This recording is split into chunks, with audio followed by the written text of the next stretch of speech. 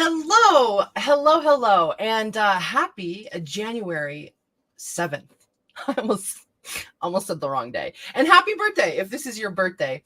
So today we're going to be reading about The Secret Languages of Birthdays, which is your complete personology guide for each day of the year by Gary Goldschneider and Juiced Elfers. And since this is the 7th day of 2024, we're going to learn a little bit about it. So, January 7 people, or maybe someone you know. January 7th is the day of unusual interests. Month January, day 7, your sign is 15 to 18 degrees in Capricorn. The period is Capricorn 2, and you are a cardinal earth sign. All right, January 7 people often show a decided interest in highly unusual subjects. Perhaps this is because they are rather unusual characters themselves. More than most people, those born on this day have an idiosyncratic approach to many aspects of daily life. Whether through a sense of irony, a piercing insight into human character, or just a capacity to observe life around them without fixed preconceptions, January 7 people see much that escapes others. January 7 people are not likely to be overly surprised by the foibles and peculiarities of those they meet, nor by the uniqueness of experience or natural phenomena. Not that they are jaded, because they usually continue to appreciate and learn from what life has to offer. Where people are concerned, they realize that even the most seemingly ordinary folks share the richness and variety, the wonder of life, or the fantasies and strange dreams of the unconscious. Indeed, those born on this day often understand how such matters impact on human behavior and habits.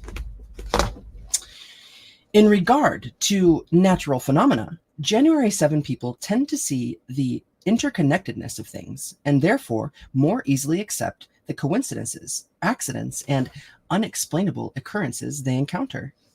Those born on this day are often rather nervous types, highly sensitive to their environment. They can pick up on the energy around them very quickly, and in particular, feel negativity keenly. Indeed, January 7 people may be a bit too receptive. It is therefore important that those born on this day insulate themselves from volatile, extreme, or disturbing elements around them. In this regard, they tend to do better when their work life is steady and their love life is stable. Because January 7 people so often see the unusual in the ordinary, they may not feel that the bizarre or abnormal is a collection of isolated or strange entities, but in fact an integral part of nature and man, the flip side of the so-called normal world. At least for practical reasons, however, those born on this day should remain attuned to the conventions of society and the general flow of ideas and trends. Furthermore, they should remember that though every person is a part of the wonder of life, not everyone has such a unique appreciation of it, nor does everyone wish to live intensely. For this reason, those born on January 7 should try to reserve their more imaginative, unique side for those who truly appreciate it, and should actively seek out friends and associates who share their interests and heightened curiosity. Juicy.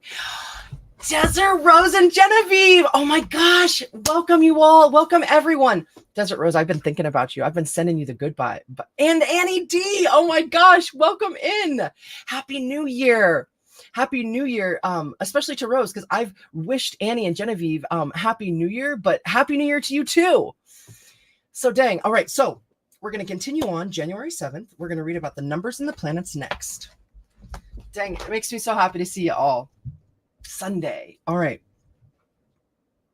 Those born on the 7th day of the month are ruled by the number 7 and by the planet Neptune. Because Neptune is the watery planet ruling visions, dreams, and psychic phenomena, January 7 people can be prone to unstable influences. The combination of Saturn, which is Capricorn's ruler, and Neptune grants financial and material luck to January 7 people, but only if they are able to exert adequate self-control. Those ruled by the number 7 must, in addition, beware of getting out of touch with reality and becoming over-involved with their dreams and visions. Interesting. Yeah, Neptune. Happy New Year.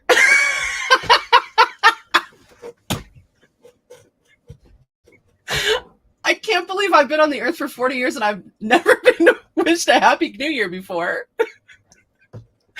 That's so fun, dude. Thank you very much.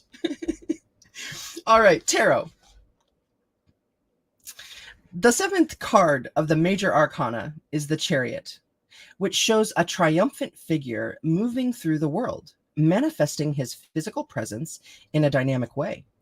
The card may be interpreted to mean that no matter how narrow or precarious the correct path, one must continue on. The good side of this card posits success, talent, and efficacy. The bad side suggests a dictatorial attitude and a poor sense of direction. Health. Because of their sensitivity to their environment, January 7 people, as mentioned, can be a bit nervous and therefore may be prone to allergies or fatigue. Highly balanced diets are recommended to keep bodily systems on track, particularly grains, earthy vegetables, breads, and moderate amounts of meat or substitute protein such as tofu, nuts, and legumes. Grounding physical energies is also important, and therefore vigorous daily exercise is recommended. But if this is not possible, then yoga or stretching can be beneficial as well. Particularly with advancing age, those born on this day should keep active, as they may be vulnerable to rheumatic or arthritic conditions. Plenty of sleep is necessary for January 7 people who work out their fantasies in the world of the unconscious, but should not become a means of escape from the responsibilities or emotional concerns. Advice. Don't close off from the world. Find those with whom you can share thoughts and feelings. Take time out from your involvements to rest. And your meditation is: a problem encountered may be an opportunity granted. All the meditations are so good. A problem encountered may be an opportunity granted. So, strengths for those born on this day: you could be intuitive, imaginative, and accepting, and weaknesses can be that you are over-involved, hypersensitive, or overly fanciful.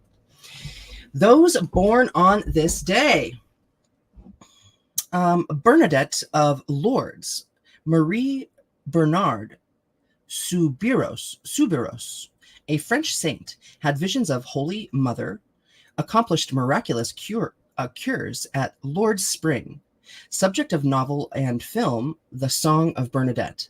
Zora Neale Hurston, an African-American anthropologist, folklorist, novelist, who wrote Moses and Man of the Mountain. Excuse me. Charles Adams, macabre. Wait, did I say it right? Macabre. I think it's macabre, isn't it?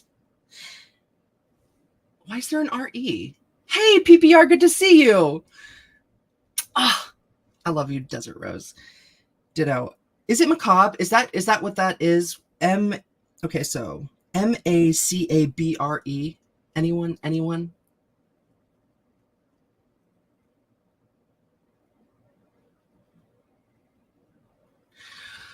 Or wait, are we talking about macrame?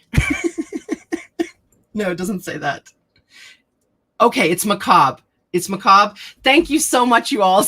I've said that word out loud wrong more than I've said it right. I don't think I've ever approached it and said it right first. Okay.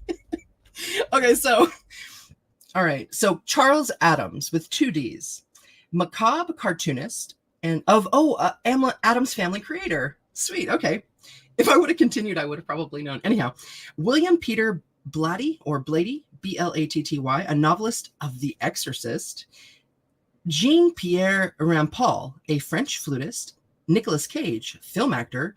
Gerald Durrell, a naturalist and writer of My Family and Other Animals. Clara Haskell, a German pianist.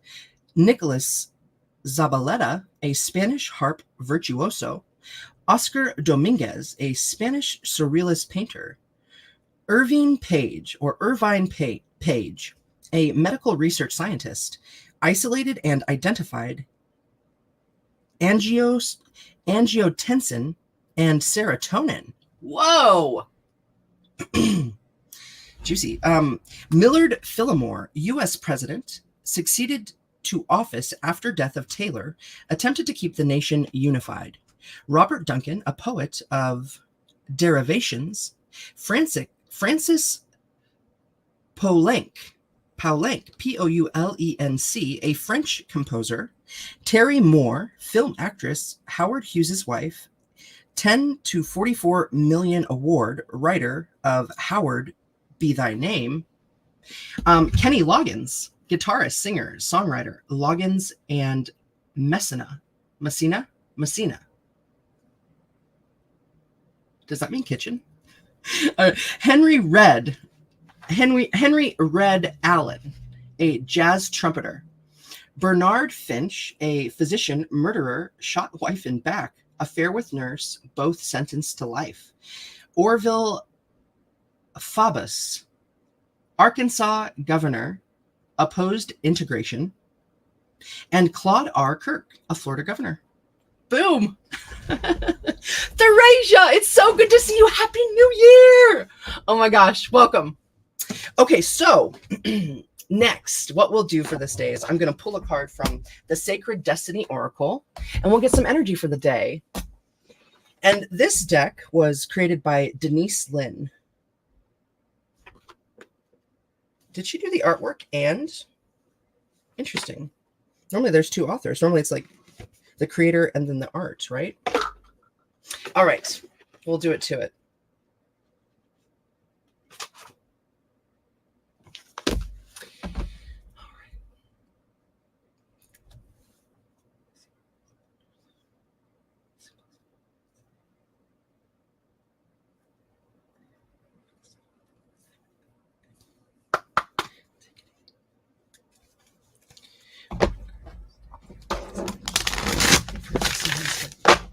All right, one card for our best and highest good.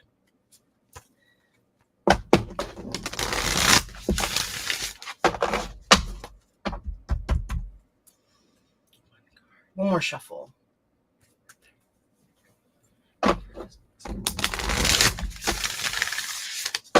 All right. For January 7th, what do we got? Bam, 2 cards. I'm taking them. Okay. There's only one term on each of these cards, but let's check out the symbolism of what we've got going on for the 7th. Adventures and action. Wow. Okay, so 7 also, the day 7, the number 7. So I boiled down each of the numbers to one sentence of the strongest meaning so that I can understand it. And when I think of the number 7, the first sentence that comes to me is trust in the unseen. That's what 7 means to me. And when we see this adventures and action, I'm feeling called to the number 7 too. Can you hear me? I'm still struggling with where I'm going to place this microphone with having it close to my mouth, but not hitting it all the time. Let me show you these beautiful cards.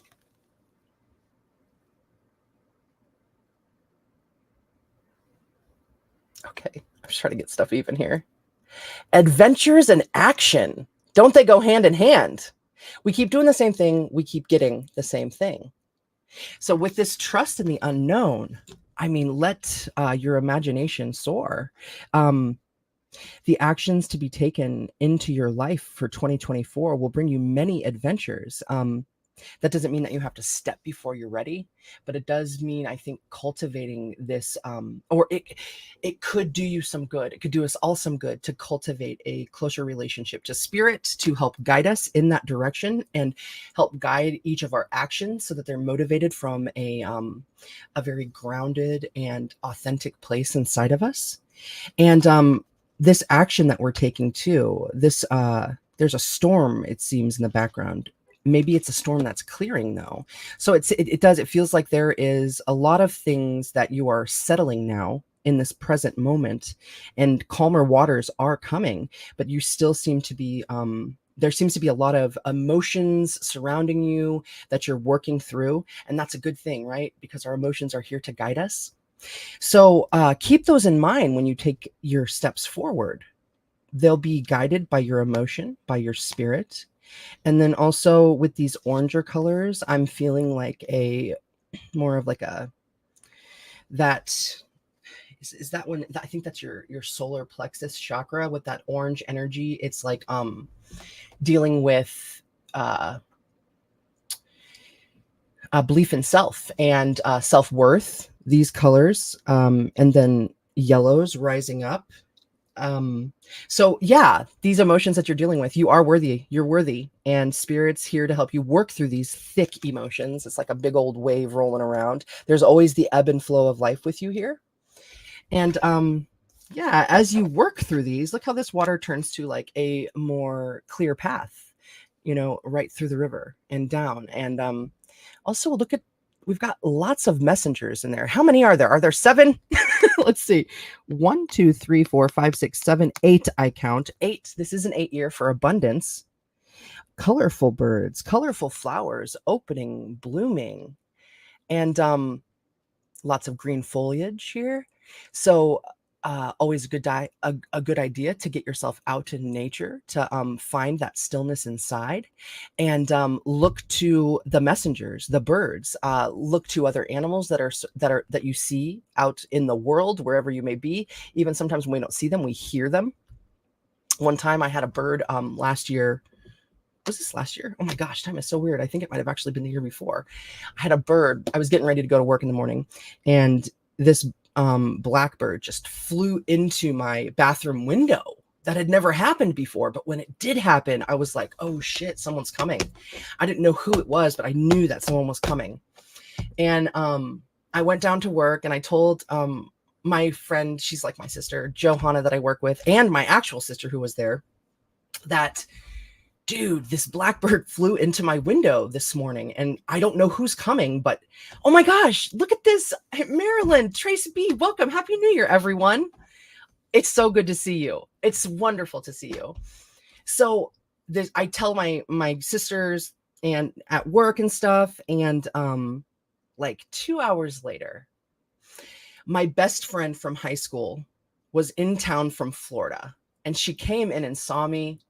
We went and we got lunch. It was also really good timing for a lot of different emotional things that were going on in my life. But I'm telling you what, man, messengers, sometimes they go out of their way to throw themselves even into a window to let you know. If you open yourself up to it, you'll see it more and more. Just like anything, it's like sometimes you'll learn something and it's like everybody else in the world seemed to know it. How could I have missed that? Like, I didn't know that you could like, you could like, when you're, what's that, your rear view mirror? I didn't know you could just go like, boop. And then all of a sudden there was like no glare. I didn't know that until like, I don't know, maybe 2 or 3 years ago. Apparently everyone knows. But as soon as I learned it, I start seeing people on TV doing it. I start seeing other people doing it. I'm in a car with someone and they do it. How many times have I been in a car? Hundreds and hundreds of times. Never knew it. Okay. As soon as you're aware of it, it starts coming to you, right? And life is different. It's just that way. It's like an energy. So adventures to come, especially through our own actions. And a lot of those are going to be the deep actions that we take to get to know ourselves better. Know thyself, like it says, right? What is it? It's like, what are they called? In Greece, know thyself, the oracle at Delphi. Yeah, dude, know thyself. They're not the only one, right? Okay, so I would like to get into this adventures card. I'll read a little bit about what the book says, and then we'll close out for the 7th. We made it through the first week, you guys. It's amazing. All right, so adventures. I'm thinking that's probably going to be like at the beginning with the A's. What do you think? Let's find out. Ooh, abundance, action, adventures, lofty waterfall. Symbolically, water usually relates to emotions. Moving water is moving and fluid emotions. It represents letting go and release. Water also represents spirituality, and moving water can represent spiritual rejuvenation, regeneration, and renewal.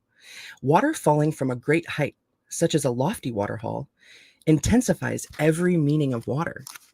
The water of the moving the power of the moving water doesn't allow life to be stagnant. It activates new experiences and adventures. The sacred landscape wants you to know something exciting is around the corner. You are entering a new frontier filled with expansive energy. Begin to look at your world in new and different ways. Something that you thought was mundane, or someone whom you may have overlooked, will open the door to new opportunities and a bigger and bolder way of living. Be willing to see the world around you in new ways. Don't be lulled into complacency. This card appears when you're ready to remove your blinders and take action so life doesn't become stagnant and lackluster. It also can signify incredible spiritual attunement and spiritual voyages. Boom! Wonderful. Dang. So yeah, if that could help you in any way, take it with you. If there's something in there, I hope it can help you along your path. Whenever you find this. Weren't there awesome words in there? Lackluster, stagnant. I love it. Complacency, so many good words. Attunement, voyages. I loved all of that. So I'll hold these up one last time. I love you guys. It's really nice to hang out with you. And I'm looking forward to the new year, right? It's like those daily choices we make, routines, and yeah, who do we really want to be? I know that I am certainly being challenged by that, to not just do the same things and be stuck in this comfort zone. I'm so blessed, and but there's more in the world, and there's more to do and be. I love yous. So thank you, StreamYard. Thank you, YouTube. And thank you, everyone here. Thank you to my family. Thank you to my friends.